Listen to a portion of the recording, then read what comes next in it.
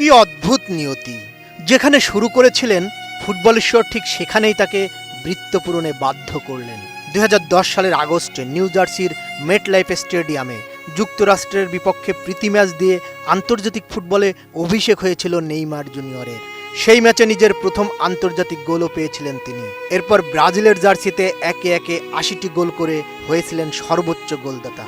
Brazil ফুটবলের poster বয়ের আন্তর্জাতিক ফুটবলের সেই পথ চলা থেমে গেল মেটলাইফ স্টেডিয়ামের ঘাসেই। নরওয়ের কাছে বিষাদমাখা হারের পর নেইমার হঠাৎ করেই বুটজোড়া তুলে রাখার সিদ্ধান্ত নিলেন। ম্যাচের 67 মিনিটে মাঠে নেমেছিলেন নেইমার।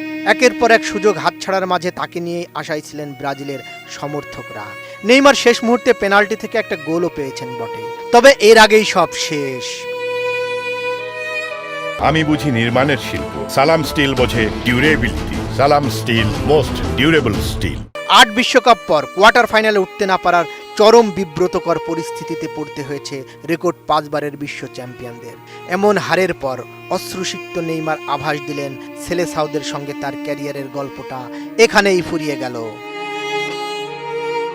নরওয়ের কাছে নিউ জার্সিতে রোববার রাতে 2-1 ব্যবধানে হারে ব্রাজিল। আর্লিং হল্যান্ডের জোড়া গোলে নরওয়ে যখন জয়ের সুবাস পাচ্ছিল, তখন শেষ মুহূর্তে পেনাল্টি থেকে ব্রাজিলের হয়ে সান্ত্বনাসূচক একমাত্র গোলটি করেন 34 বছর বয়সী এই ফরওয়ার্ড। নিউ জার্সির মেটলাইফ স্টেডিয়ামে ম্যাচের শেষ বাঁশি বাজার সঙ্গে সঙ্গে মাঠেই কান্নায় ভেঙে পড়েন নেইমার। সতীর্থরা ছুটে এসে তাকে সান্ত্বনা দেওয়ার চেষ্টা করেন।